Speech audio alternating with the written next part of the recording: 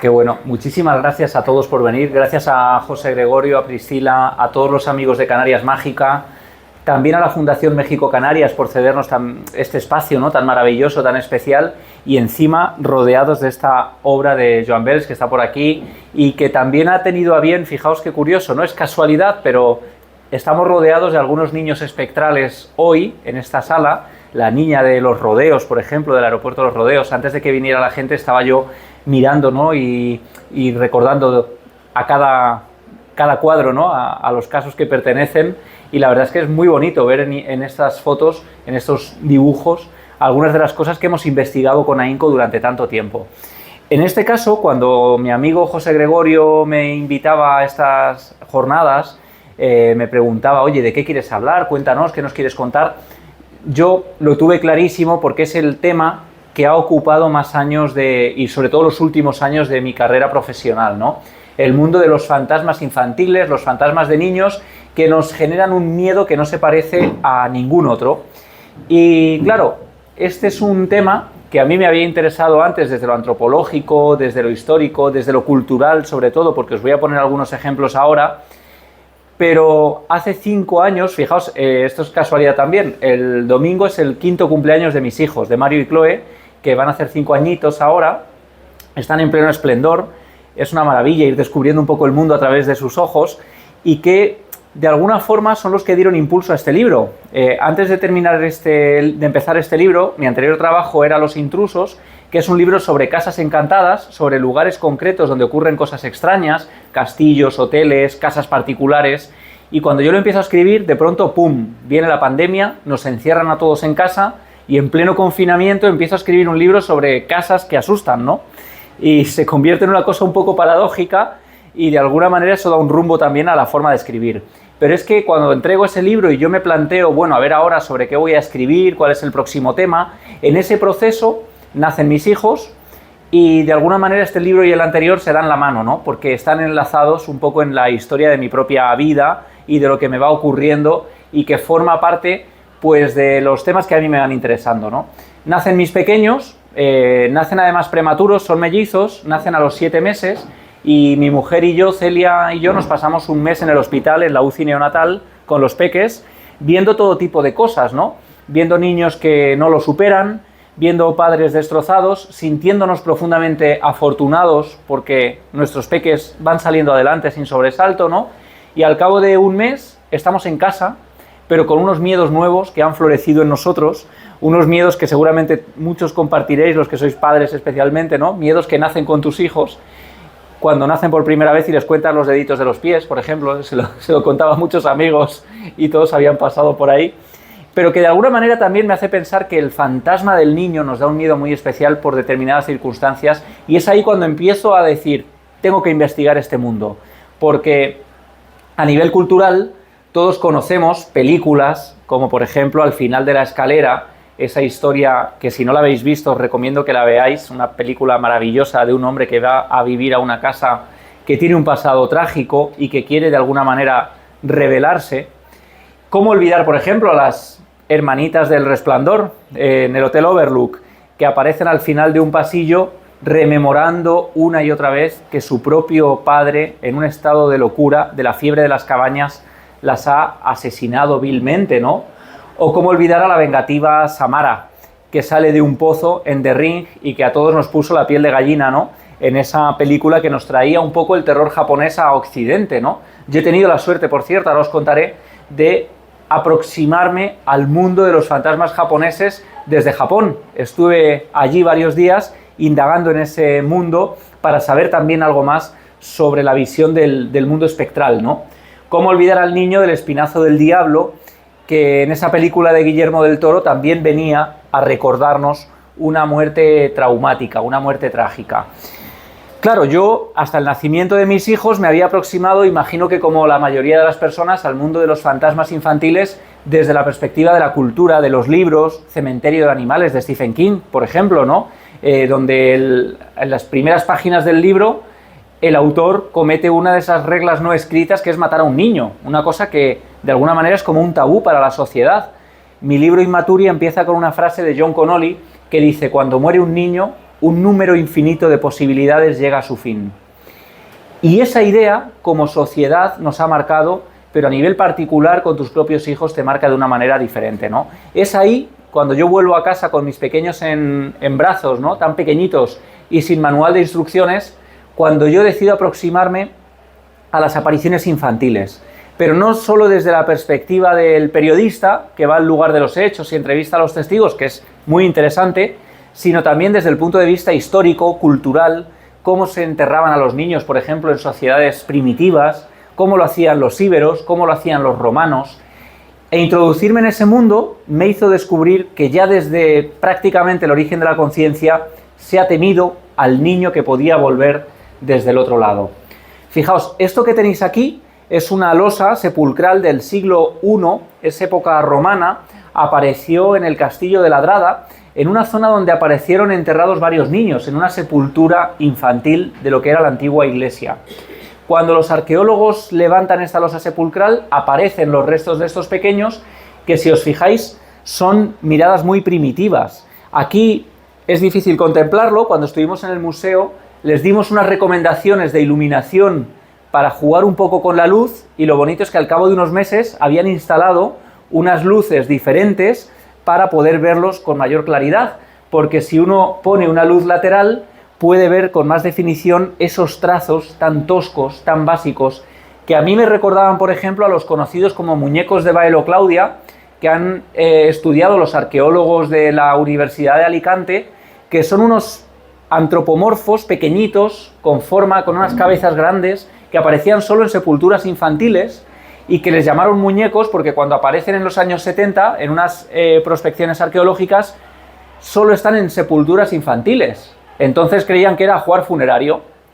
Lo que pasa es que con el tiempo van descubriendo que no, que eran casi amuletos de protección que pretendían evitar que el alma del niño pudiera salir de la sepultura.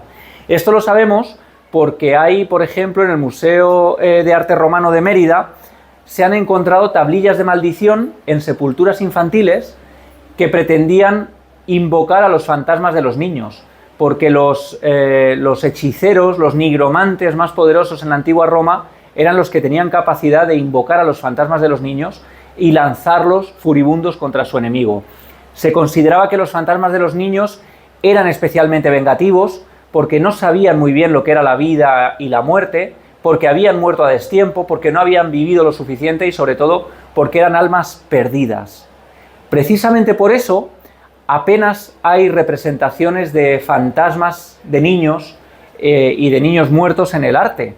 Esto es una cosa que a mí me pareció muy llamativa. En este cuadro, en esta pintura del Museo de Viena, siglo XIX, aparece representada Hermes Necropompos en su barca, ¿no?, atravesando el río de los muertos, con un montón, si os fijáis, esto es muy llamativo, la mayoría de los espíritus están, las almas, lanzando sus manos, pidiéndole que la lleven con ella.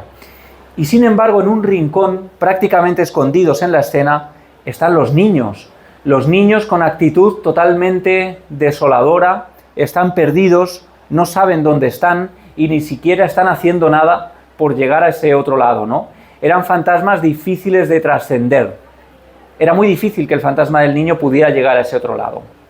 A este respecto, hay, por ejemplo, maneras, como diría el arqueólogo, hay un profesor que es maravilloso, Desiderio Vaquerizo, de la Universidad de Córdoba, que es el que pone en España el nombre de sepulturas anómalas, es decir, tumbas extrañas que en épocas en las que ya se enterraban en necrópolis a los miembros de la comunidad, se practicaban de manera diferente algunos entierros, ¿no?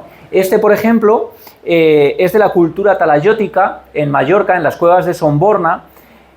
Digamos que lo que hacían especialmente con los niños eran vaciar unos abetos, por cierto, que no crecían en la isla, que no se sabe muy bien de dónde los trajeron, los vaciaban, incluían los cuerpos de los niños que fallecían dentro de esos huecos, y luego, si veis, hay unos huequecitos aquí donde se colocaba una especie de tapa de ataúd y se terminaba de cerrar con estas piezas para evitar que el ataúd pudiera abrirse desde fuera, pero también desde dentro, ¿no?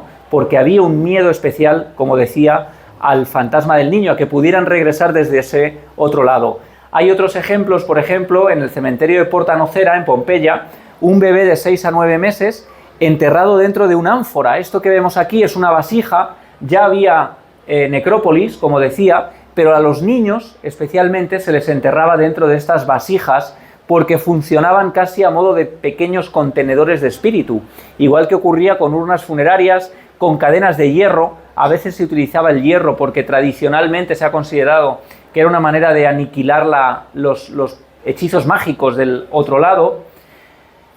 En el cementerio de Lugano, en Terevina, tenemos otro ejemplo. Este es especialmente impactante porque es un feto de 6 meses de gestación. Es decir, ya no solo hablamos de bebés, de recién nacidos, de corta edad, sino también de fetos en gestación, ¿no?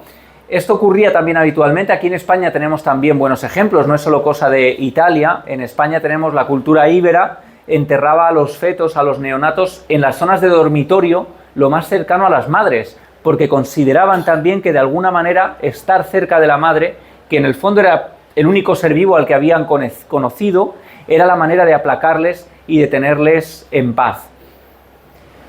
Hay alguna representación, esta es muy interesante, del nacimiento de Asclepio, el dios de la medicina, que nace como una cesárea. Hay quien dice que es la primera cesárea de la historia, y os quiero mostrar esta imagen porque esto conecta ya con la primera historia que yo os quiero contar.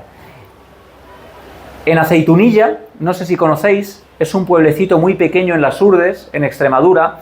Es una carretera comarcal que muere en ese pueblo, una carretera serpenteante que va bordeando una zona boscosa, y después de ese pueblo ya no hay absolutamente nada.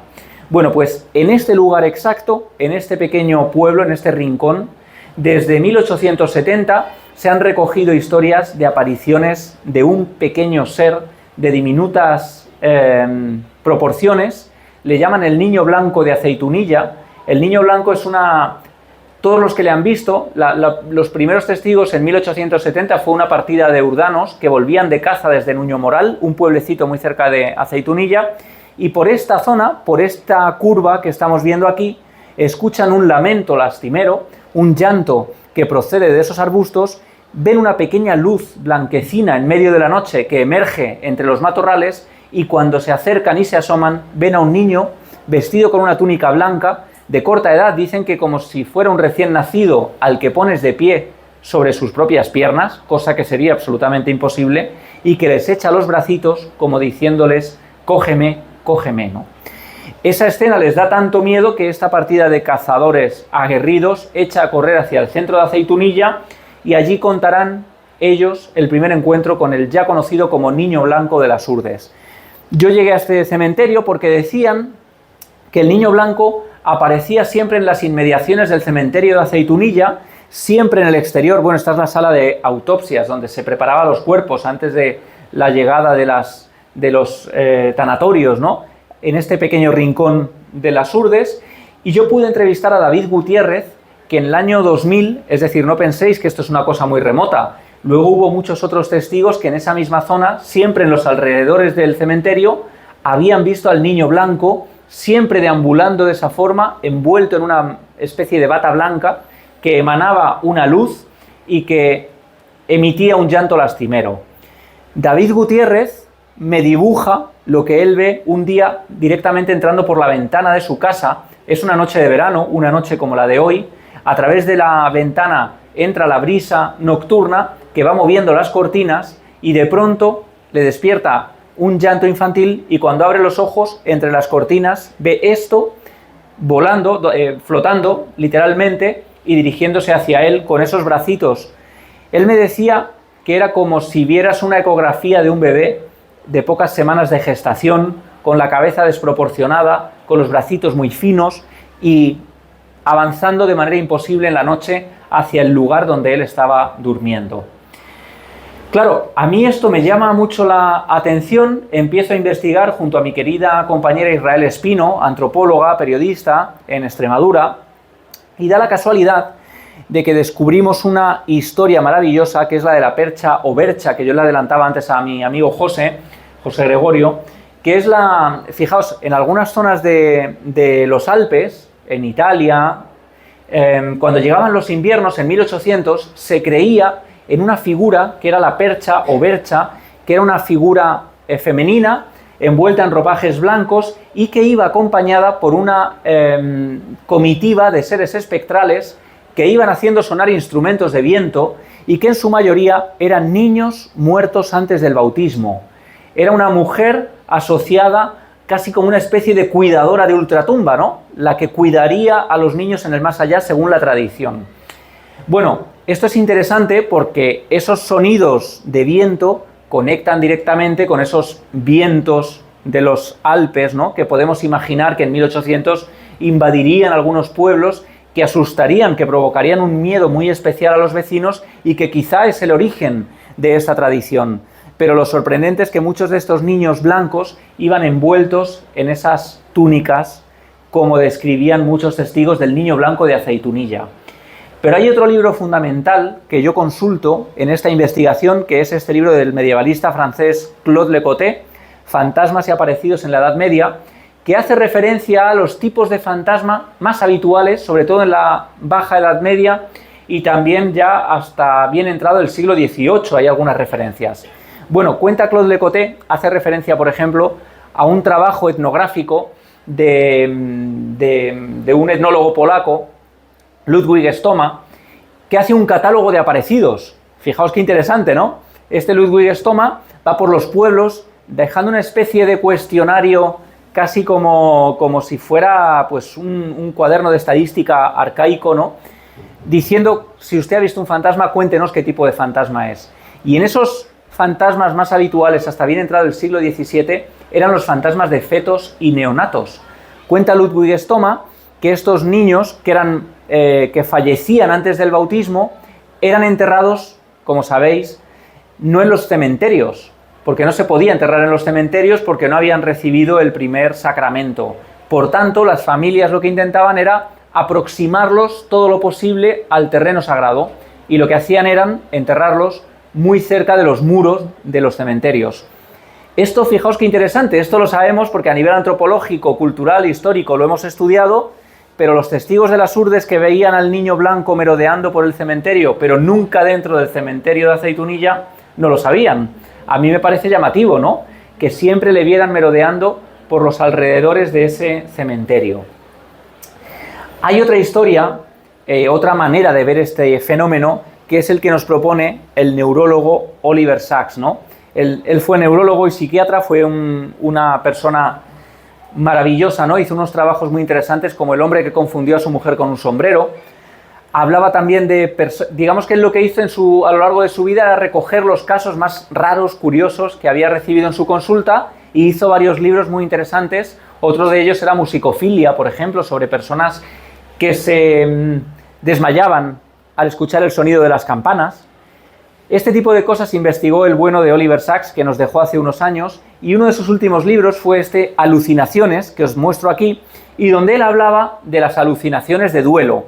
Es decir, personas que han visto morir a alguien muy cercano, muy querido y de manera muy trágica o traumática, y que siguen percibiéndolo en casa por un mecanismo de la mente que se niega, ¿no? Nuestro cerebro se niega a aceptar lo que ha ocurrido. Claro, yo consulto este libro porque en él se hablaba de que muchas madres, especialmente que habían abortado o que habían visto morir a sus propios hijos, tenían uno de estos traumas, ¿no? Una de estas alucinaciones de duelo que era muy habitual. Pero él decía que es curioso porque las alucinaciones de duelo solían ser paliativas para la persona que las vivía, ¿no? Es decir, paliativas en el momento en el que la estaba viviendo, sentir que esa persona estaba cerca, olerle, notar su tacto. Pero decía que en el caso de las mujeres que habían abortado, y especialmente las que lo habían hecho de manera voluntaria, e iban acompañadas de un fuerte sentimiento de culpa, en muchas ocasiones por la noche se despertaban oyendo el llanto de su hijo, y eso les generaba una sensación muy traumática.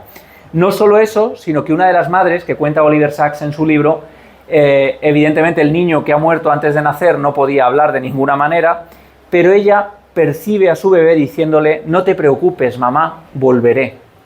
Y eso a él le choca porque no parece el tipo de alucinación, digamos, habitual de estos casos, ¿no? Pero fijaos, os adelantaba antes, y aquí tenemos un pequeño niño del terror japonés, ¿no? En Japón, por ejemplo, hay muchos tipos de fantasmas. Hay fantasmas pues que surgen en algunos cuartos de baño, por ejemplo, tienen un nombre concreto, los yurei, los yokai, cada tipo de fantasma tiene un nombre diferente, ¿no? Fantasmas de los estanques, pero hay un fantasma en particular que a mí me parecía muy llamativo y que incluí en mi libro, en Inmaturi, dentro de lo que yo llamé el catálogo de las madres vengativas. Porque si el fantasma de un niño es especialmente vengativo porque no sabe lo que es la muerte, nada puede haber más vengativo que el fantasma de una madre, ¿no? Que ha muerto con su hijo y que viene desde el más allá para vengar esa muerte. Fijaos, este tipo de fantasma es muy típico en Japón. Son mujeres que han muerto durante el parto. Estos son auténticas obras de arte, están representadas en papel de arroz, están en algunos museos de Tokio, por ejemplo, en algún museo de historia de Tokio, donde se representa a la madre que ha fallecido con esos ropajes ensangrentados por debajo de la cintura por haber muerto durante el parto. Hay muchísimos ejemplos, es un tipo de fantasma muy representado a lo largo de la historia, y lo más impactante es que hay un tipo de fenómeno que sigue siendo un desafío, un enigma para la pediatría y también para los padres, que es el síndrome de la muerte súbita del lactante.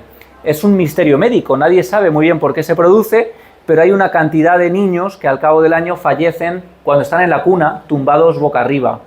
Cuando nacen tus hijos, ahora, en muchas zonas de pediatría, te dan un catálogo de factores de riesgo que pueden propiciar esa muerte súbita del lactante, por ejemplo, padres fumadores, evidentemente dormirte con el niño en brazos, que eso lo que genera son accidentes, ¿no? Te dan toda una serie de pautas, pero la muerte súbita del lactante sigue siendo un enigma médico, y en algunas zonas del Japón rural se considera que cuando muere un niño de esta manera repentina, es porque uno de estos fantasmas ha venido a llevarse al pequeño casi como una venganza, porque consideran que al no haber podido disfrutar de su pequeño, viene a llevarse a otros niños perfectamente sanos. Me contaban allí que había otra versión de la leyenda, y es una versión aparentemente más amable, que es que estas madres fantasma vienen a alimentar a los niños vivos mientras sus mamás duermen, y que a veces la madre despertaba y veía a su hijo en manos de uno de estos espectros, en los que todavía se cree, por cierto, como decían algunas zonas del Japón rural, hasta el punto de que hasta hace bien poco era tradicional el hecho de que cuando moría una madre embarazada se practicaba se sacaba al feto, se le incorporaba en los bracitos y se le enterraba con el bebé en brazos para evitar que pudiera volver a buscarlo. Decían que de esta manera el alma creía que estaba con su bebé y descansaba de esta manera en paz. Hoy que estamos en la Fundación México Canarias, no podemos obviar dentro del catálogo de madres vengativas a La Llorona, ¿no? Una historia maravillosa que todos conocemos, que hemos visto representada también en el cine recientemente, y que es la historia de una madre. Hay diferentes versiones, ¿no? La más habitual, la más contada, es la madre que medio enloquecida ahoga a sus hijos en una fonda, en una zona de aguas, y después se suicida y regresa cada noche en busca de sus propios hijos a los que ella ha asesinado. Esta historia tradicional, luego se hablaba de que había sido un colono español el que había asesinado a los niños para evitar que se le relacionara con esa mujer casi como una mendiga o pordiosera. El caso es que esta historia fue tan impactante que en México la han considerado patrimonio inmaterial y la han elegido un emblema más. Hay esculturas de La Llorona en diferentes zonas, y de hecho hay también algunos poemas, como este de Carlos Luis Suárez, en el repertorio americano del año 44, que fijaos, decía: cuando anochece en el campo, cuando los yurritos lloran y en las cañadas el viento corta su llanto en las hojas, orilla a orilla del agua, llora y llora la Llorona. Un niño de luna llena se le escapa por las fondas y se le ahoga en el agua verdinegra de las pozas. Ay que mi niño, ay que el agua me lo roba. Todos los ríos son sangre corriendo por mi congoja. Bueno, esta es la historia, esta es una de las versiones también, ¿no? Un accidente que se lleva a los pequeños de esta mujer y termina falleciendo, y vuelve de manera recurrente a buscarles. Esta carretera que tenéis aquí es la carretera de Talavera la Real, en Badajoz, Y lo que veis en esta zona es la base militar, es una base militar donde se han producido algunos sucesos extraños y especialmente yo he podido entrevistar a algunos de los soldados porque en esta tapia que veis aquí se encuentra esta garita que es conocida como la garita de la Portuguesa. Dicen que en esta carretera, a finales de los años 70, una pordiosera, una mendiga de Portugal, cruzaba la carretera con su bebé recién nacido en brazos, cuando un coche viene a toda velocidad, la embiste y en lugar de ayudarla, se da la fuga y deja a la mamá con su bebé desangrándose en el arcén. Desde ese momento, muchos vecinos de Talavera la Real aseguran haber visto y haberse obligado a frenar su coche en medio de esta carretera nacional porque una mujer vestida con unos mantos ensangrentados se detenía en medio de la carretera y se asomaba a su vehículo, como si estuviera buscando algo.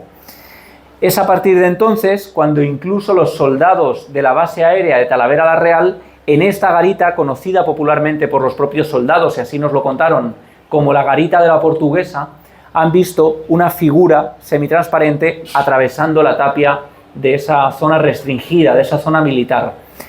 Incluso, pero esto ya pertenece casi al ámbito de la ufología, en esta misma base aérea hubo un caso que fue conocido como el del hombre verde, que yo lo cuento en el libro Immaturi porque pasamos por allí a investigar, en el que una noche varios soldados llegan a abrir fuego con sus ZETME contra una figura de color verdoso, casi translúcida, de cerca de más de 2 metros de altura, de mucho tamaño. Se llega a disparar contra civiles a las puertas de esta zona restringida. La gente se genera una histeria colectiva, hay un miedo atroz. Al día siguiente se hace una inspección. Las personas que estuvieron directamente involucradas tuvieron que ser atendidas en el hospital del Ejército del Aire por todo tipo de afecciones fisiológicas. Y la verdad es que sigue siendo uno de los grandes enigmas, digamos, de nuestra... Bueno, se ha englobado en el catálogo ufológico, pero realmente podría ser un espectro también, ¿no? El hecho de ver una figura de color verdoso. Yo pude entrevistar al coronel Giralt, que decía que tuvo que poner orden, obligar a que todo el mundo se callara, y dice, el próximo día que alguien vea un hombre verde, rojo o amarillo en la base, lo meto en el calabozo y se pasa allí toda la semana, ¿no? Y de esa manera se acabó con el misterio de esta figura. Pero claro, Immaturi, el nombre de mi libro, que está por ahí, hace referencia a un término de la antigua Roma, que era el modo en que se denominaba a los fantasmas infantiles. Immaturi es el que ha muerto a deshora, el que regresaba de esa manera diferente y al que había que enterrar, por tanto, de manera diferente. En Grecia, por ejemplo, se les llamaba aoroi, muerto fuera de hora también, aoroi fuera de hora. Digamos que todas las culturas han tenido su modo de designar a estos fantasmas diferentes. Pero hay otro término que es fundamental, que es el de insepulti, es decir, el que no ha sido correctamente enterrado o se han seguido unos márgenes acordes a las creencias de la persona que ha fallecido, ¿no? A este respecto, es muy interesante que en la Edad Media hablamos de Alfonso X, siglo XIII, Cantigas de Santa María, siglo XIII, ya se representa un fantasma tal y como lo conocemos hoy. Esto es una especie de cómic, es como una viñeta, ¿no? Y lo que vemos es a un taur que está jugando a los dados en el bar. Como pierde, aquí le vemos en la segunda viñeta maldiciendo a la Virgen, cuenta la cantiga. Y en esa época la Virgen no se andaba con tonterías y como castigo le manda a un demonio que le coma las entrañas y que le abra en canal, ¿no? La siguiente escena es el fantasma, la vamos a ver mejor aquí. Bueno, estas son las escenas que os contaba, ¿no? Más en primer plano, ese castigo divino, el demonio, por cierto, es terrorífico con esa cara, la boca ensangrentada, y de repente el fantasma llamando a la casa de su padre. Fijaos qué curioso ya, aunque hay muy pocos colores, hay poca capacidad casi de hacer un dibujo muy elaborado, pero ya vemos que es semitraslúcido, vemos que va vestido con esa especie de sudario, como se ha representado tradicionalmente al fantasma, ¿no? Con la capa, con la sotana, con esas sábanas, y que de alguna manera lo que le viene a decir a su padre es que no ha sido correctamente enterrado y que tienen que enterrarle. La cantiga termina con el entierro de esta persona y el fantasma que deja de aparecerse. Pero claro, Esta es una de las historias más impactantes que yo descubro para Inmaturi, porque cuando mis hijos tienen 6 meses, no hay manera de conseguir que duerman, y entonces yo me los colgaba en una mochilita porteadora de esas que te destrozan la espalda, que son maravillosas porque se duermen ahí acurrucaditos, y era la única forma de que durmieran. Yo tenía una isla en la cocina, y entonces, pues de 12 de la noche a 4 de la mañana, para que durmieran, yo andaba alrededor de la isla todo el rato y siempre llevaba un libro encima porque decía, bueno, al menos leo. Podía hacer 20 kilómetros alrededor de una isla toda la noche caminando y leía como los monjes franciscanos, ¿no? Todo el rato por el claustro, casi como un mantra, pum, pum, pum, pum.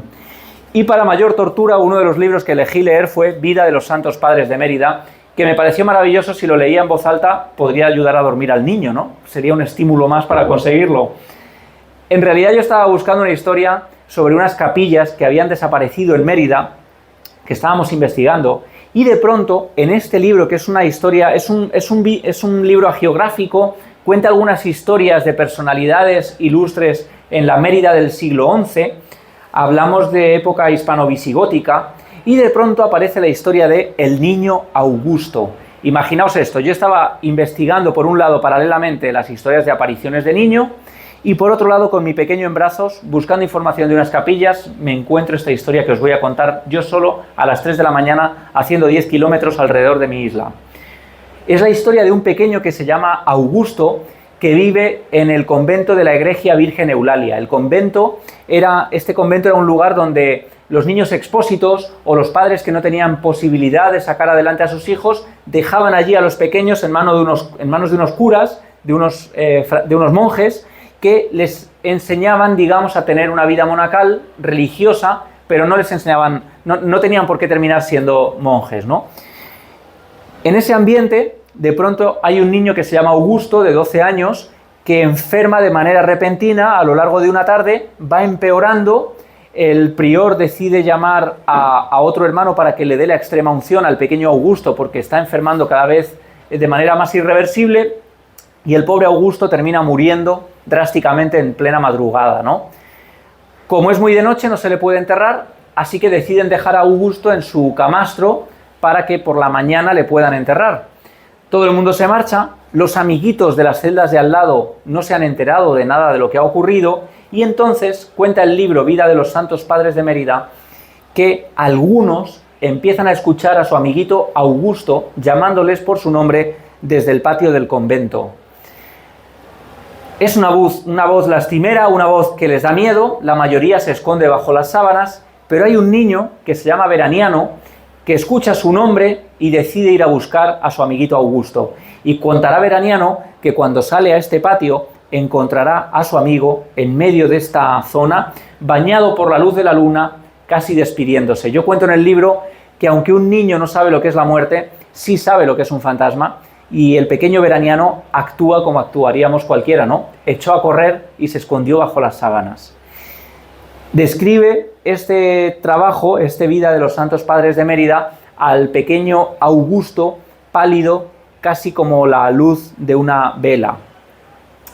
Lo interesante es saber si ese Vida de los Santos Padres de Mérida era una novela, era una ficción, o si es un documento válido a nivel histórico. Y aquí viene el giro de los acontecimientos, porque si era una ficción, en cualquier caso sigue siendo una auténtica joya, ¿no? Estaríamos hablando del primer relato de un niño fantasma de nuestra historia, y probablemente de la historia en general, siglo XI. Pero es que cuando yo voy a Mérida a indagar sobre ese tema, resulta que ese Vida de los Santos Padres de Mérida hablaba de un personaje que era el archidiácono Eleuterio, que era una especie de milagrero, que había muerto y que había sido enterrado en los subterráneos, en los túneles de la Basílica de la Egregia Virgen Eulalia, que estaría al lado del convento, de donde pasó lo de Augusto, ¿no? Resulta que todos los arqueólogos, historiadores, consideraban este libro una ficción, hasta que hace unos años, durante unas obras de la cripta de la Basílica, en el lugar exacto donde el libro Vida de los Santos Padres de Mérida ubicaba la tumba del archidiácono Eleuterio, aparece la tumba del archidiácono Eleuterio. Y esto hace que los historiadores locales empiecen a ver este libro más como una fuente histórica que como un libro de ficción. Y es ahí cuando yo consigo, a través de mi amiga Israel, hablar con los arqueólogos que hoy en día están trabajando sobre lo que fue el convento de la Egregia Virgen Eulalia, donde debió morir el pobre niño Augusto.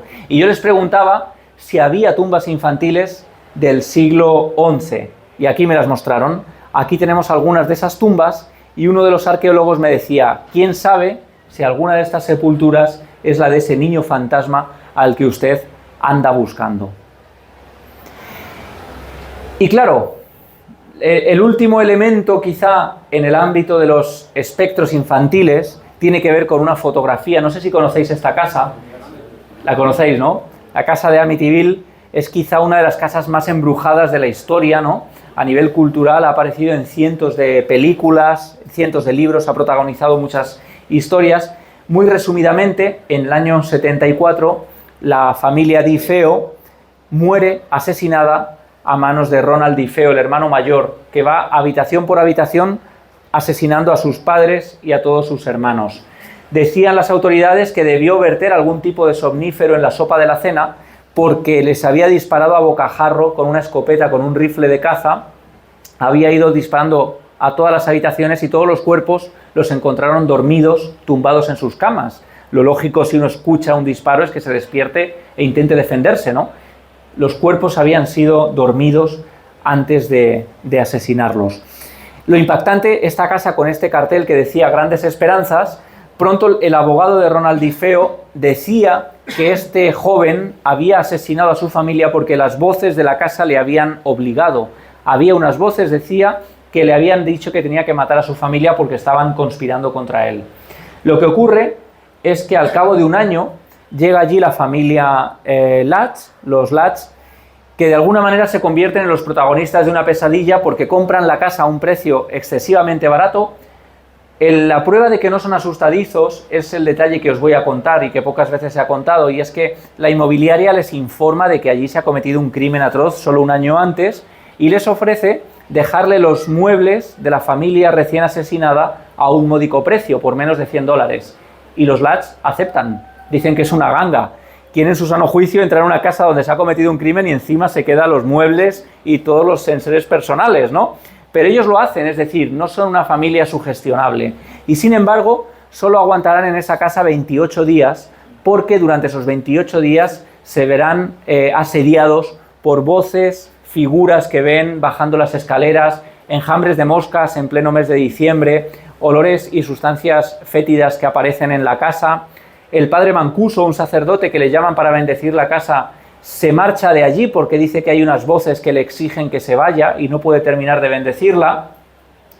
Y cuando la familia Latch abandona la casa tras esos 28 días de horror, aparece por allí el famoso matrimonio de investigación Ed y Lorraine Warren, mucho más favorecidos en las películas que hemos visto actualmente. Así eran originalmente, además en esa época, en el año 75, y ellos llegan con un arsenal de material de investigación para intentar captar los fenómenos que están ocurriendo aparentemente en esa casa de Amityville, donde, por cierto, yo os diré que yo he conseguido los registros de compra y venta de la casa desde la construcción de esa casa a principios del siglo XX por un colonial que llega allí y se instala en esa zona de Amityville hasta la actualidad. Y constantemente se está comprando y vendiendo la casa, a veces a precios irrisorios, literalmente.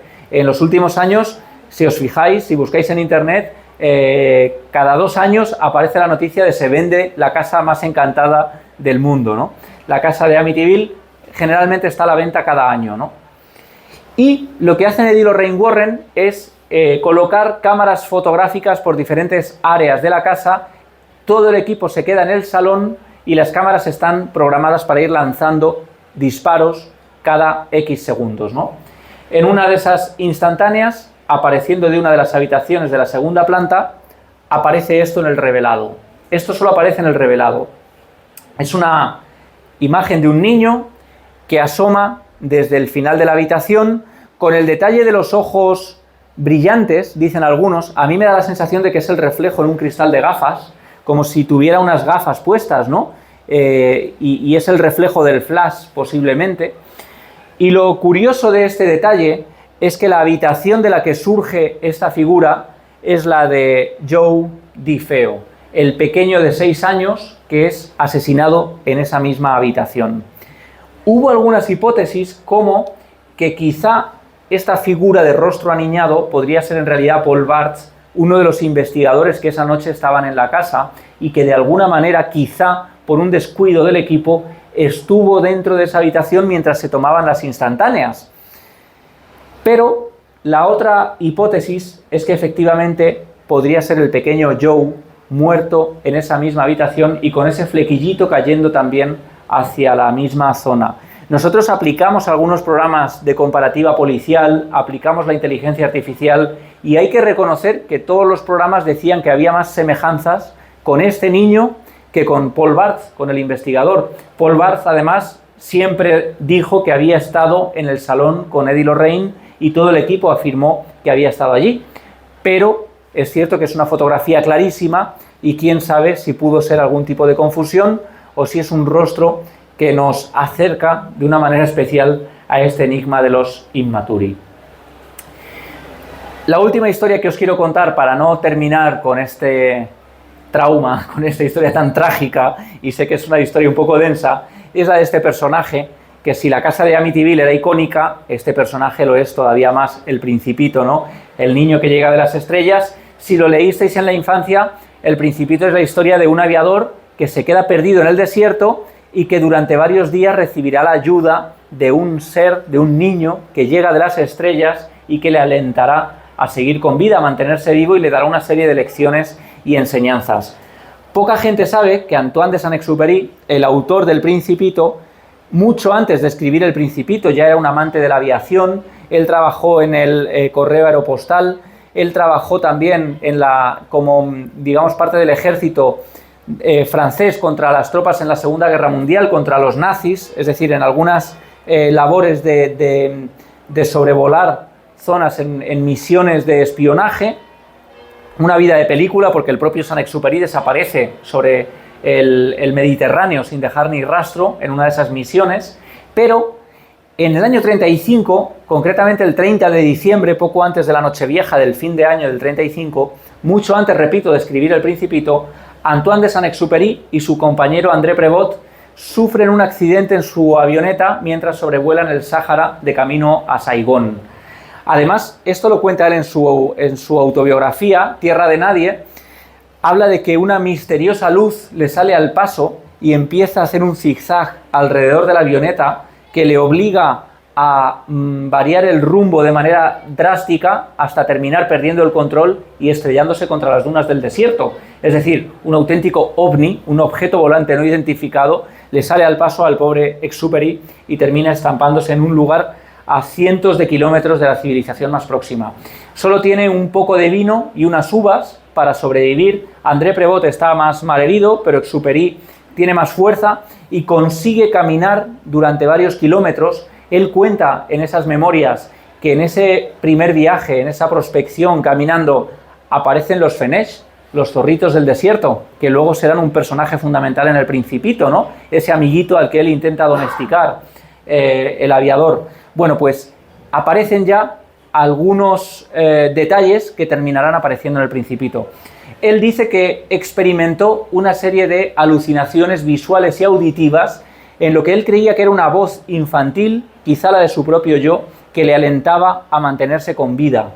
Esto que él describe lo describió también el propio Oliver Sacks, el neurólogo del que hablábamos antes. Le ocurre a él, cruzando un puente, se disloca un río, se disloca la cadera, no puede caminar y empieza a escuchar una voz que no es la suya, que le alienta a caminar como si fuera una marcha militar, dice Oliver Sacks, y cuando termina poniéndose en un lugar seguro, en un aparcamiento cercano, la voz desaparece.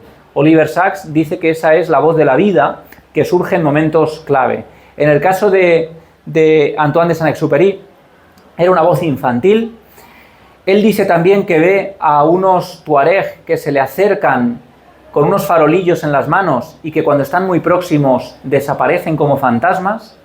Cree que son una especie de alucinaciones, son elementos, son guardianes. No sabe muy bien lo que está observando, pero a partir de ese momento, siguiendo esa voz, consigue ponerse en medio de una ruta comercial y allí aparecen unos beduinos que lo cogen y le terminan salvando la vida. Lo llevan de vuelta a la civilización. Y a partir de ese momento, en los primeros bocetos, Antoine de Saint-Exupéry empieza a dibujar de manera compulsiva sus primeros dibujos del Principito, al que al principio, por cierto, dibuja con unas alas a su espalda, como si fuera un pequeño ángel de la guarda.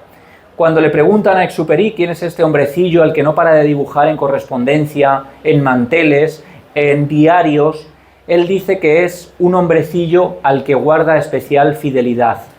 Después llamará a su editor en Nueva York y le dirá llorando en medio de la noche que ha terminado de escribir una novela pequeña, corta, que llamará El Principito, y que le da mucha pena haberla terminado porque será el último encuentro con alguien muy especial para él. Siempre fue muy críptico con el origen real de este personaje, pero en su entorno la mayoría de personas cercanas estaban convencidos de que Antoine de Saint-Exupéry había quizás sobrevivido a una experiencia a la que cualquiera estaríamos condenados a la muerte gracias a ese pequeño Principito recién llegado quizá de las estrellas. Mi última reflexión al respecto sobre el libro Inmaturia, antes de, si queréis, hacer algunas preguntas o poder hablar y charlar entre nosotros, esta es la hipótesis a la que yo llego después de escribir el libro. Digamos que el motor que impulsa al libro es por qué el fantasma del niño nos da tanto miedo, ¿no? Y por qué ha atemorizado a todas las civilizaciones y culturas, porque mi investigación me permite demostrar que es así, que a lo largo de todas las culturas se ha enterrado a los niños de manera diferente, evidenciando que se les consideraban miembros distintos de la sociedad, ¿no? A veces enterrados con elementos profilácticos casi de protección para evitar su regreso, ¿no? Para aplacar esas almas. Yo tengo la teoría, y así la cuento, de que el fantasma del niño nos atemoriza porque es lo más antinatural que puede ocurrir, ¿no? Si un niño puede morir, cualquiera puede morir. Nadie tiene garantizado un mañana. Cada día es un regalo que desenvolvemos y que no sabemos cuándo nos tocará devolver. Y quizá la función del fantasma del niño, de ese pequeño que viene y que bajo la luz de la luna llena, pálido, nos dice que él ha muerto a deshora y que tampoco existe la certeza de un mañana para nosotros, es lo que nos genera esa sensación tan especial, quizá de que somos limitados, ¿no? Y de que lo que estamos viviendo en el momento actual es todo lo que tenemos. Así termina mi libro, sin haceros mucho spoiler, pero termina con una frase que dice: todo es ahora. Y si todo es ahora, yo os quiero dar las gracias a todos vosotros porque estamos compartiendo, si lo pensáis, un fragmento limitado de tiempo que espero siempre recordemos. Muchas gracias a todos. Un placer.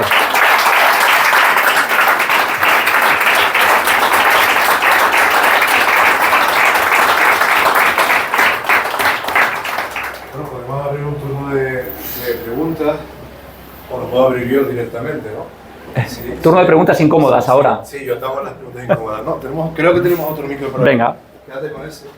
Y mi pregunta, la primera, y si no hay más, puede que no hagas la más incómoda del primero. No. Empieza poco a poco. Tiene que ver con nuestra sociedad, nuestra cultura, y cómo hemos experimentado un alejamiento, ¿no? del proceso de la muerte y del morir. Lo hemos llevado a hospitales, lo llevamos a sanatorios, lo hemos sacado un poco de casa. Ahora hay un movimiento, una tendencia a recuperar el contacto, ¿no? Como a normalizar el proceso de la muerte y del morir. Pero es verdad que un niño es diferente. Aquí en Canarias se generó un ritual propio también, el velorio de los angelitos. ¿Te has encontrado con casos en los que hayas conocido a los padres, a los familiares muy próximos a los supuestos, a las supuestas identidades de estos fantasmas espectrales, y cómo han reaccionado? Es decir, ¿son temidos en este caso o es algo buscado, anhelado, que puede proporcionar consuelo? Pues es muy buena esta pregunta porque es verdad que en los casos en los que la familia era directamente testigo de las apariciones del niño, yo los descarté del libro.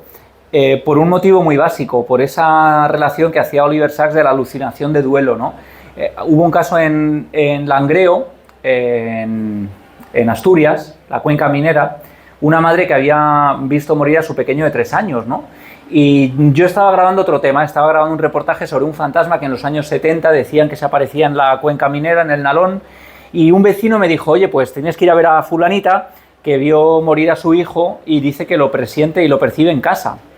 Lo cuento en el epílogo del libro, ahora que lo recuerdo, porque yo fui a entrevistar a esta mujer y me dejó muy conmocionado, ¿no? Porque ella evidentemente oía los pasos de su hijo, ella tenía la urna funeraria al lado del televisor, decía que le escuchaba, que lo percibía al lado, que a veces notaba que le daba la manita, y yo lo que percibí es que había pasado menos de un año además de la muerte, era todo muy reciente. Lo que percibí es que esta mujer estaba pasando un auténtico duelo, ¿no?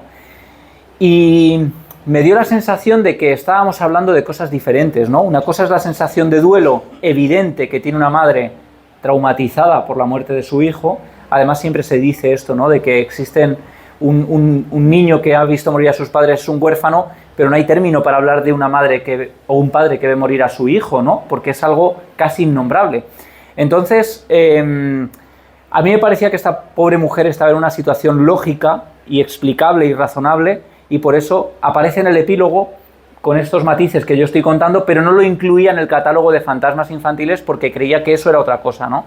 De hecho, el niño blanco, el interés que tiene es que las personas que le ven son ajenas a él, ¿no? No son personas que tengan un vínculo directo con él, y la mayoría de casos, la casa del niño, por ejemplo, cuando la investigamos en Gran Canaria, pues fue también un impacto, ¿no? Porque había gente que todavía escuchaba niños, clarísimamente, que decía que teníamos que intentar... Bueno, había un testigo que estaba aterrorizado porque era un vigilante, y José recordará cómo corría literalmente por algunas zonas de pasillos. Era un edificio abandonado, ¿no? Es un dinosaurio enorme allí, y él echaba a correr, todavía un hombre muy grande, que impresionaba verle en esa situación, ¿no? Yo creo que esos eran los casos que yo quería diferenciar, ¿no? Donde realmente no había una relación directa con el pequeño. Sí, Javier, has mencionado... ¿Me escucha bien? Sí, o no. Sí, hola Javier. Sí. A ver, igual está apagado o no. Sí, está apagado porque es que lo he descargado Psíquicamente, ¿no? Vampiro psíquico. Sí, hola Javier.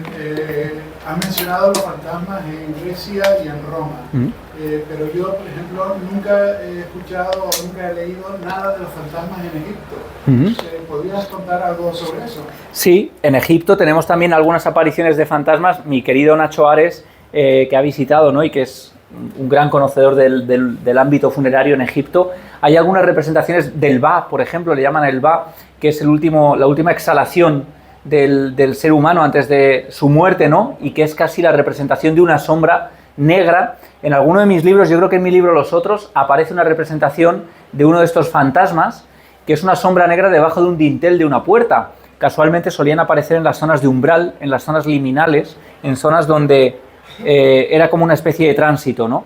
Y en Egipto hay algunos ejemplos muy interesantes sobre esto, ¿no? Sobre el Ka, el Ba, este tipo de seres. Estás hablando más o menos del Ba, que es el alma.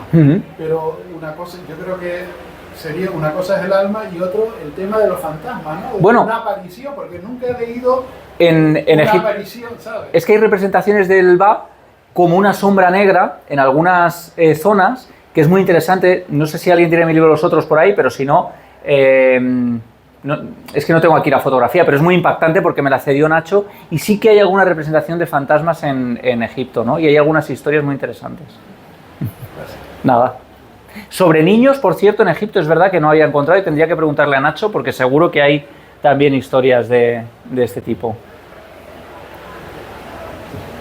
¿Qué le pasa a los japoneses? O sea, ¿por qué tienen esa particularidad, todo ese catálogo tan particular, tan inquietante? Bueno, es una cultura animista, es una cultura además que cree en el regreso del más allá con mucha más naturalidad. De hecho, por eso tienen integrado también la idea del suicidio, ¿no? Que es un verdadero problema en Japón, pero ellos prefieren morir a vivir con una deuda, por ejemplo, o a vivir con algo que a ellos les hace indignos, ¿no? Desde los kamikazes, ¿no? en la Primera Guerra Mundial, el harakiri de los samuráis. Había un fenómeno, por ejemplo, que a mí me impresionó, que se llamaba ubasute, que literalmente significaba abandona a un anciano, y es que en épocas de hambruna, cuando las familias no tenían cómo alimentar a los niños, lo que hacían era abandonar a sus mayores en los bosques y dejarles morir allí, porque era la forma de tener menos bocas que alimentar. Y estuve precisamente en el bosque de los suicidios, en el Aokigahara, que es un bosque que hay a los pies del monte Fuji, donde cada año más de 500 personas van a quitarse la vida y además se esconden, es decir, no es fácil encontrarlos. Hay cuadrillas de búsqueda voluntarias que cada año peinan los bosques en busca de cadáveres, gente que se ahorca de los árboles, gente que, bueno, todo tipo de suicidios, ¿no? Y lo hacen casi como ermitaños. Lo más impactante es que a la entrada del bosque hay una especie de Leroy Merlin, muy siniestro, donde uno puede comprar cazos, enseres personales para pasar unos días antes de suicidarse, cuerdas, que son el objeto más vendido en esa zona de Japón, no solo por lo que pensáis, sino porque además el modo en que lo hacen es muy particular. No van allí con la decisión tomada, van allí a reflexionar. Y lo que hacen es ir atando cuerdas entre los árboles para adentrarse a niveles muy profundos y pensar durante unos días si se suicidan o no. Cuando toman la decisión, cortan la cuerda, siguen caminando, se pierden y allí se quitan del medio, ¿no? Es una forma de, si deciden volver a la civilización, van tirando de la cuerda, ¿no? Como el hilo de Ariadna, y terminan volviendo al camino principal. Y si deciden tomar la decisión de quitarse del medio, se meten en el bosque más adentro porque no quieren que les encuentren, ¿no? Y es como una especie de, yo decía, es como un templo del suicidio aquel lugar, porque parece un templo, el bosque, con una luz, unos árboles muy frondosos, casi no entra la luz del sol directa, entra una luz dorada por las hojas de los árboles. Es un sitio pues muy particular, ¿no? Con una luz muy particular. Y a mí me impresionó mucho ese sitio y había mucha gente que vivía en el entorno y nos hablaba de historias de todo tipo, ¿no? Desde ver a personas vivas que iban a quitarse la vida. Por la noche hay una imagen que a mí me impresionó, estábamos allí grabando por la noche y de pronto, en medio a las 12 o así, se empieza a oír una música muy estridente, como si aquí pones los 40 principales en japonés, ¿no? Empezamos a seguir el sonido y llegamos a una caseta en medio del bosque con las ventanas y las puertas abiertas y altavoces puestos en las ventanas. Y luego nos contaron que era una manera de intentar esparcir felicidad por el bosque y que si había alguien intentando o pensando en quitarse la vida, aquello fuera un último bálsamo, ¿no?, para aferrarse a la vida. Hay unos carteles en la entrada que dice, si tienes préstamos, llama aquí, te ofrecemos un crédito, porque mucha gente que va es porque tiene préstamos y no puede pagarlos y por dignidad prefieren quitarse de en medio. Y luego hay otro cartel que dice, la vida es un regalo, valóralo, llama a tus padres, ¿no? Unos carteles en medio del bosque. Y la verdad es que yo creo que ese es el detalle que demuestra un poco por qué los japoneses y en Japón hay una cultura tan arraigada al ámbito del fantasma, ¿no? Yo llegué a encontrar la historia de un tipo de fantasma de niño, de niña en particular, muy habitual, es que en los cuartos de baño públicos, en el último retrete, ahí vive siempre el fantasma de una niña a la que hay que tratar muy bien porque si no viene y hace travesuras, ¿no? Y tradicionalmente se cree que el último cuarto de baño, el último retrete de un cuarto de baño está siempre, digamos que está habitado por uno de estos fantasmas. Esta broma te la han hecho muchas veces, supongo, ¿no? Pero está prohibido el reggaetón en ese bosque, ¿no? Nunca lo había pensado. Mira. Buenas tardes, buenas noches. ¿Qué tal? Mira, te quería hacer un enfoque muy genérico porque tampoco quiero centrarme mucho en... A ver, siempre se ha visto la muerte, ¿no?, desde un punto de vista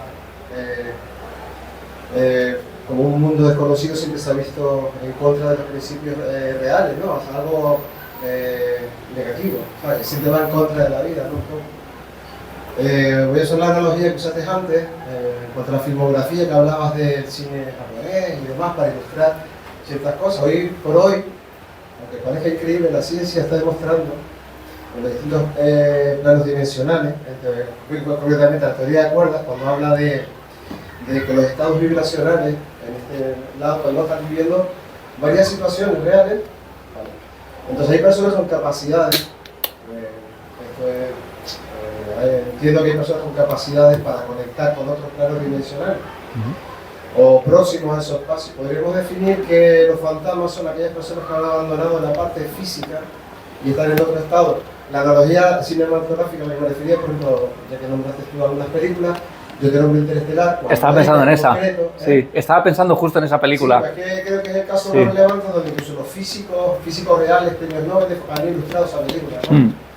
Entonces quería un poco, si podría, dentro de tu campo de investigación, derivarnos un poquito más a la ciencia, o sea, te analizo desde el punto de vista científico, ¿vale? En el que él, efectivamente, ella lo que llama un fantasma es realmente su padre en otro estado dimensional que nosotros, en nuestra vaguedoreancia, diríamos que es un fantasma. Pero bueno, sí es verdad que en las religiones, las mitologías, e incluso hay mucho escrito también un poco para rellenar ciertas culturas o creencias, también un poco que lo que es la muerte siempre está enfocado en un punto de vista negativo, esas almas vienen un poco a vengarse, ¿no? Entonces igual no quieren vengarse, dicen, mira, estamos aquí, no se preocupen, pero nos enfocamos desde ese punto de vista traumático. Bueno, y evidentemente el cine lo ha puesto en una situación tétrica, claro. Se ha aprovechado de eso también. Sí, la literatura también. La literatura, sobre todo.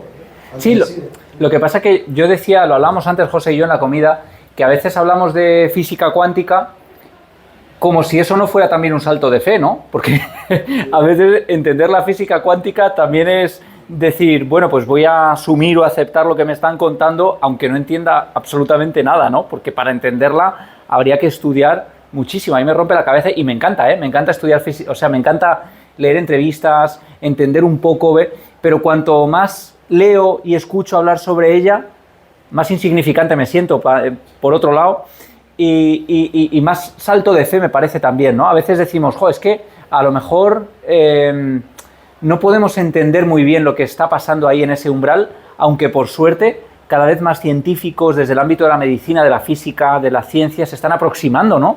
Hay cada vez más estudios sobre las ECMs, sobre ese fenómeno del umbral.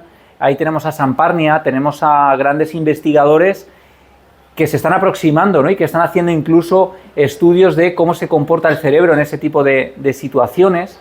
Y yo creo que en algún momento podremos tener algo más de luz, ¿no? A este respecto. Lo que pasa es que la mitología, de alguna manera, lo que intenta es hacer una fotografía de un fenómeno, ¿no? Contarte algo que preocupa a la sociedad de su tiempo, pero luego no consigue muy bien explicarlo, ¿no? Y eso es lo que me pasa a mí también. En el fondo, yo como periodista me puedo aproximar a un fenómeno, puedo intentar abordarlo desde diferentes ámbitos y perspectivas, y desde luego el ámbito de la física cuántica reconozco que no es uno de los que yo haya recurrido porque me pierde, ¿no? O sea, porque tendría que ser capaz de explicarlo yo, y para eso tendría que ser capaz de entenderlo, y a veces me cuesta, ¿no? Entender un poco ese mundo. Pero me parece muy interesante, desde luego, el ámbito de la teoría de cuerdas, toda esa hipótesis de Interstellar de lo que puede ser el fantasma y demás, a mí me pareció una analogía preciosa, ¿no? Sí. Hola, buenas tardes. ¿Qué tal? Javier, la experiencia que has tenido en cuarto milenio, de acudir a lugares donde te has tenido que sentar a oscuras y pasar por la experiencia, que creo recordarte en Belchite concretamente. Sí, estuve en Belchite, sí. Efectivamente. Entonces, ¿qué podrías contar algo de esa experiencia? O sea, ¿pasan pánico ustedes? Pues... ¿Hasta qué punto la sugestión totalmente puede intervenir en deformar lo que uno siente en ese momento? Yo ahí tengo una hipótesis y es muy interesante que me hagas la pregunta porque ya es más personal, digamos, también, ¿no? Desde el punto de vista de esas, llamamos aislamiento, a quedarnos a solas en un sitio, a oscuras, sin nadie alrededor.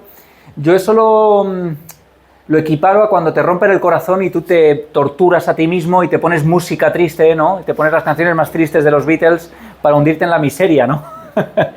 Pero en el fondo, si lo piensas, es lo mismo. Es decir, tú estás en un estado emocional muy sensible, en el que eres más sensible a la percepción de lo que pasa. Es como cuando tu mujer está embarazada y solo ves a mujeres embarazadas por la calle, ¿no? O cuando te compras un coche blanco y ya ves todos los coches de color blanco. Uno focaliza, el cerebro humano está hecho para, de alguna manera, empatizar, ¿no? Somos seres sociables. Y de alguna forma, cuando buscas el aislamiento, en realidad no es decir, vamos a apagar la luz, a pasar miedo. Lo que buscas es activar al 200% toda tu capacidad sensitiva, ¿no? yo soy como un témpano de hielo, es decir, yo he estado en 200 sitios y me han pasado cosas en 2 o 3. Creo que ese estado de soledad, y no sé si José estará de acuerdo conmigo, pero ese estado de soledad, de quietud, de silencio, de tal, evidentemente ahí la sugestión juega un papel importante, pero ¿qué es la sugestión? La sugestión es tu antena en el estado más vibrante de todas sus capacidades, ¿no? Porque como seres diurnos no estamos acostumbrados a la noche no es nuestro territorio, es el territorio del depredador. En la noche, precisamente desde hace cientos de años, estamos especialmente alerta, todo nos parece más dramático, más traumático, incluso en los problemas personales que podamos tener cada uno por la noche. Siempre pensamos que es todo peor y cuando llega el día, a veces decimos, joder, tampoco era para tanto, ¿no? La noche no es nuestro territorio, no nos movemos cómodos ahí. Y cuando de alguna manera tú te pones solo en un sitio de noche a oscuras, todos tus sentidos se ponen en un estado de alerta especial porque tenemos miedo al depredador que cuando vivíamos en los árboles venía por nosotros, ¿no? Y en ese estado de alerta especial uno quizá puede captar cosas que en una situación rutinaria normal, aquí hoy de día, luz, tal, todo el mundo normal y corriente, no captamos, ¿no? Eso no quiere decir que los fantasmas o el misterio solo se presente de noche y solo. Hay muchos casos, ¿no?, de gente que de día, a plena luz del día, ha visto cosas en situaciones cotidianas. Pero intentar propiciar ese ambiente yo creo que ayuda. Y a mí lo que me pasó en Belchite fue la primera vez que yo hacía un aislamiento, yo estaba recién llegado al equipo, y entonces en ese pueblo abandonado de la segunda, o sea, de la guerra civil, un pueblo donde han muerto cientos de personas, donde se han grabado sonidos de aviones de la guerra en los años 90, 80, donde se han escuchado sonidos de disparos cuando no hay absolutamente nadie. Bueno, pues después de grabar todo el día, toda la noche, Carlos Bogdanich, que es el que grabó las psicofonías originales de Belchite haciendo un reportaje sonoro para Radio Heraldo de Aragón, pues dice, yo tengo la sensación de que hemos despertado algo, dice Bogdanich, ¿no? Y en ese entorno pues dicen, oye, pues vamos a hacer que alguien se quede solo en un sitio de Belchite. Y entonces todos miraron al nuevo, que era yo, el recién llegado, el novato. Y yo, yo siempre he sido muy temeroso de noche, tal, me da miedo la oscuridad, la soledad, tal. Esto quizá es un poco exponerte a tus miedos para superarlos, ¿no? Yo creo que lo vivo un poco de esa forma. Y entonces, bueno, pues yo digo que sí. Además, ¿cuántas posibilidades vamos a tener en nuestra vida de quedarnos solos en Belchite de noche, ¿no? A mí me parecía una propuesta maravillosa. A pesar de que por dentro estaba acojonado de miedo, de reconocer. De hecho, me mandaron a por unos bocatas, todo el equipo estaba en un tal, y yo lo recorrí, pasé más miedo ahí que en el aislamiento. Cuando fui a por los bocatas por la calle, solo, imaginaos la calle mayor, varios metros, solo, y la sensación de que te están mirando por los balcones. Es que es muy impresionante lo de Belchite. Y eso sí que es pura sugestión y uno sabe lo que es la sugestión, porque está en estado de miedo. Pero bueno, me dejan en la iglesia de San Agustín, al fondo del pueblo. El equipo se va a la calle mayor, es una calle toda recta, si habéis estado en Belchite la conoceréis, desde donde se ve la entrada a la iglesia donde yo estoy, y allí se queda el equipo al lado del campanario. Yo me quedo en ese sitio y bueno, no se oye nada, no nada. Al cabo de 10 minutos se empieza a escuchar unos pasitos que a mí me parecen de animal. Cada vez que pregunto, los pasos paran, yo digo hola, y entonces los pasos se dejan de escuchar. Y cuando me callo, los pasos vuelven. Y entonces ya veo que eso actúa con cierta inteligencia. Empiezo a pensar que son pasitos infantiles, esto ya es una interpretación. ¿Que había pasos? Había pasos. ¿Eran infantiles o no? Eso ya no lo sé, pero es una interpretación. Yo pensé en pasos infantiles. Y en un momento dado, yo lo que veo es que, imaginaos si yo estoy aquí, ahí tengo la puerta de entrada, y a través de la puerta de entrada yo veo una luz de vela y una figura detrás. Cuando tú ves en plena oscuridad, si hacéis la prueba, nadie está tan loco, pero bueno, si queréis hacer la prueba esta noche en vuestra casa, cogéis una vela, encendéis y entráis de noche a oscuras en un sitio, lo que hace la luz esa te deslumbra y tú no terminas de ver lo que hay detrás, solo ves una silueta. Yo no veía detalle, yo veía una sombra que llevaba una vela.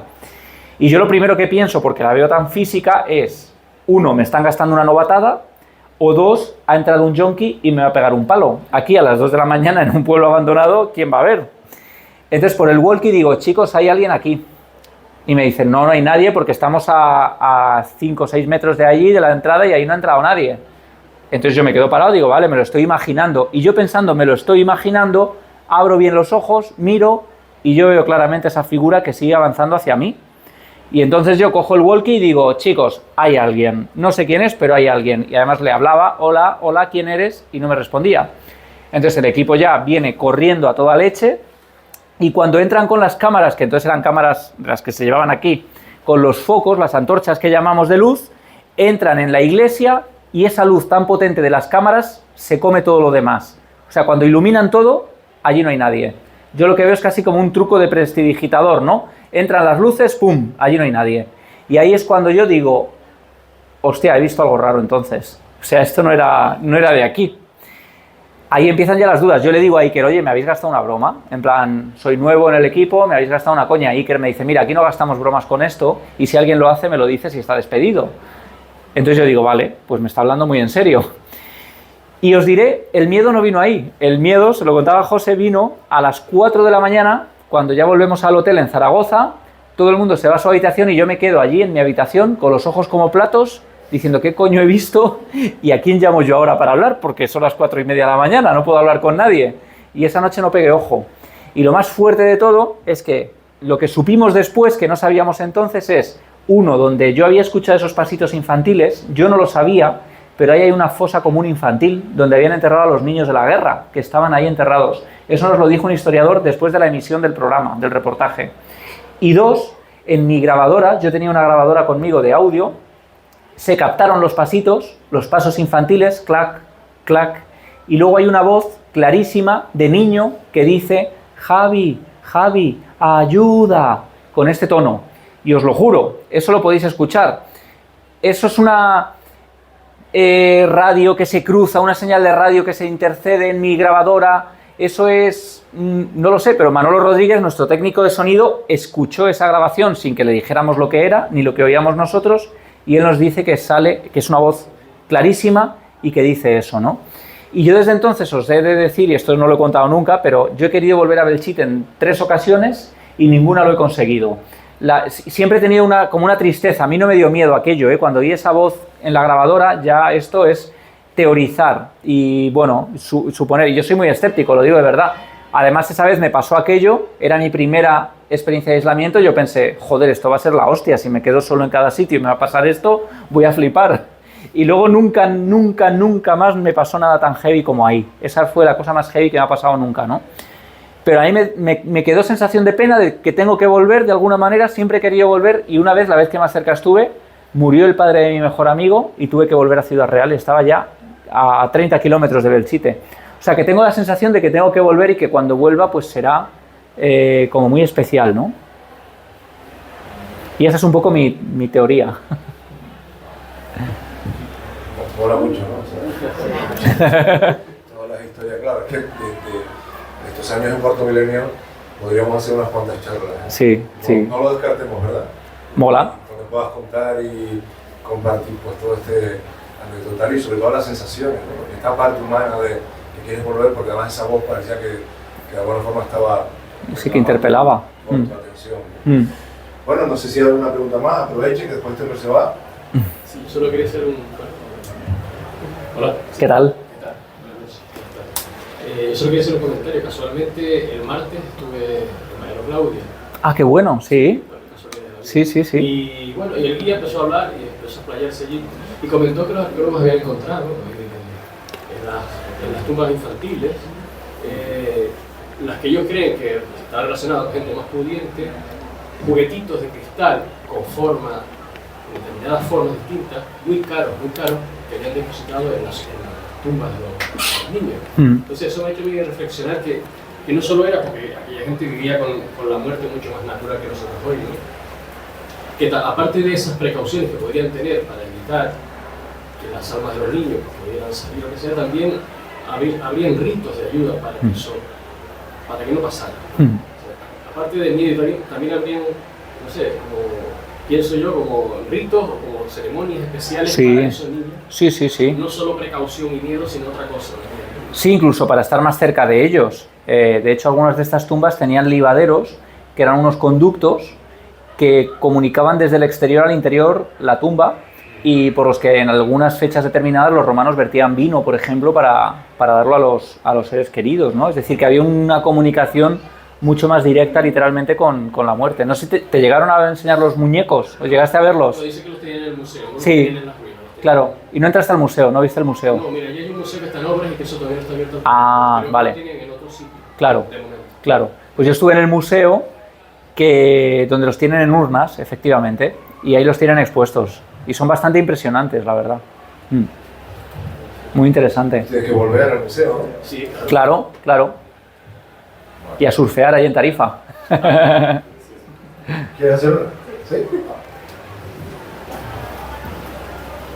Ya, yo no acerco yo.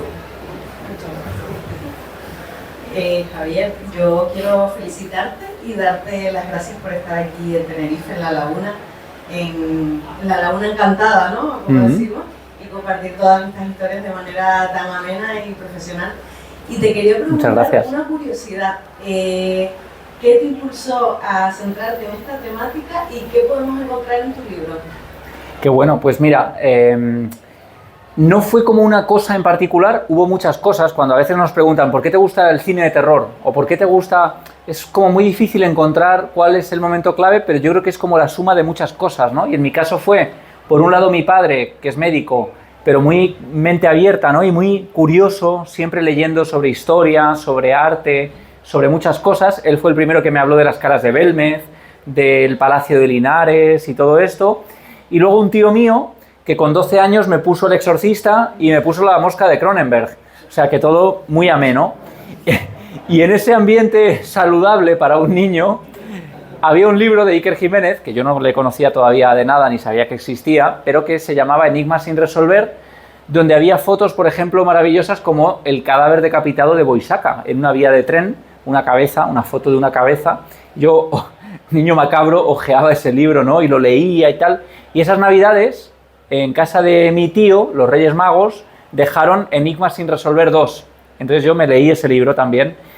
Descubrí que este Iker Jiménez tenía un programa de radio, le empecé a escuchar, le empecé a mandar temas. Oye, pues mira, pues en Ciudad Real pasa esto, no sé qué, o mandaba mensajes al 7640, palabra clave milenio, que te dejabas ahí los ahorros, pues costaba 3 euros cada mensaje, no era como ahora. Bueno, pues yo entablé comunicación, ¿no? Cada vez que tenía unos ahorrillos o llegaba un cumpleaños pedía un libro de Iker, tenía unos cuantos. Mi padre me dijo, ¿otro libro de Iker? Y yo, sí, es que ¿cuál es el problema? Dice, no, que hay más cosas que leer. Y yo le dije, ya, es que quiero tenerlos todos. Y me dijo, ese es el problema. Y yo era completista ya desde pequeño, ¿eh? Me ha pasado, con Iker no fue difícil porque tiene unos libros, con Stephen King que tiene 60 libros, o con Brandon Sanderson ahora me está costando, ¿no? Y bueno, pues tuve la suerte de conocerle luego en una feria del libro, personalmente, entablamos más contacto, tal y cual, y por ahí fue surgiendo un poco todo, y la verdad es que fue muy mágico y como muy orgánico, y que un niño de Ciudad Real, que no conocía a ningún periodista, ni tenía padrinos en el periodismo, ni nada de nada, se hiciera fan de un periodista de misterios y terminara trabajando codo con él, ¿no? Pues es una historia un poco mágica también, es una historia muy bonita. Y tengo mucha suerte de alguna manera, porque tener este trabajo te implica la posibilidad de dedicar todo tu día, toda tu jornada laboral y más allá, porque siempre hay más allá. Esto yo lo haría gratis, pues que no me escuche Iker.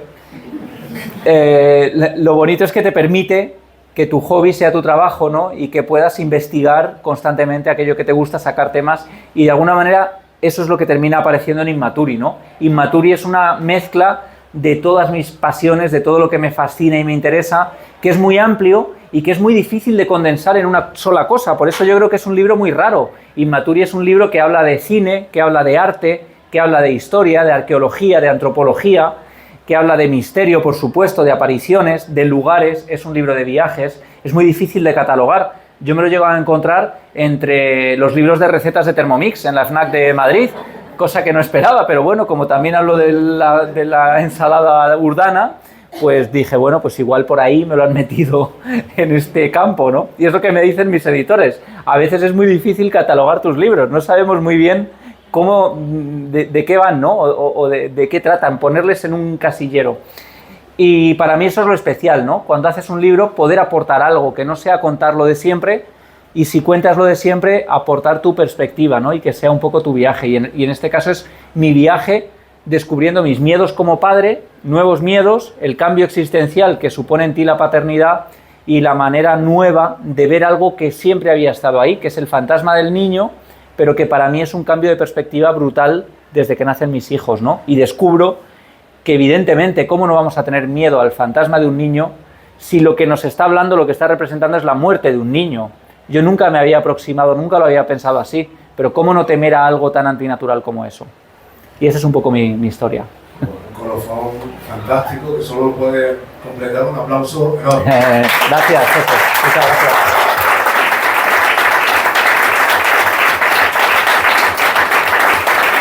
Gracias a todos. Muchas gracias.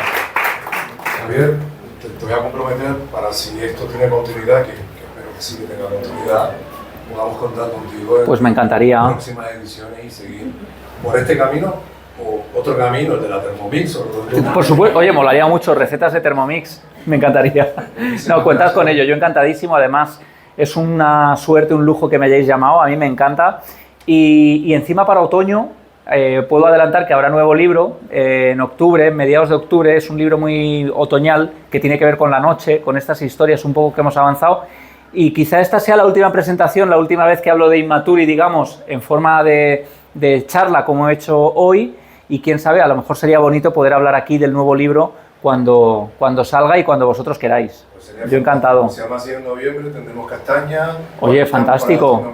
Bueno, muchísimas gracias. Gracias, oye, gracias a ti, José, a todo el equipo, a Crónicas de San Borondón, Canarias Mágica, a la Fundación Canarias y México Canarias y a vosotros que hacéis un trabajo excepcional, a nuestro compañero querido Nando, que no está con nosotros, ha ido a un lugar mejor. Es un traidor. Y bueno, que es muy bonito. Somos casi como hermanos y para mí es muy, muy bonito venir y reencontrarnos. Así que gracias. Y gracias a todos, de verdad. Gracias.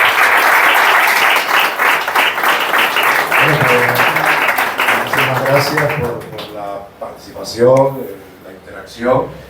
Y si todo va bien, nos veremos en las próximas citas. Bueno, tenemos en julio a Aldo, es verdad. Con nosotros por aquí. Qué guay. Que hay que ir a verle porque mola mucho. 10 y 11 o 11 y 12. 11 y 12 de julio, el 11 con conferencia pública en la Casa de la Cultura del Sausal. O sea, que tomen nota, memoricen. 7 de la tarde, 11 de julio. Así que, bueno, le preguntaremos algo sobre esos casos que ha vivido conmigo. Claro. Nos dejamos a ver. Eso. Bueno, pues muchísimas gracias, buenas tardes y hasta pronto. Gracias.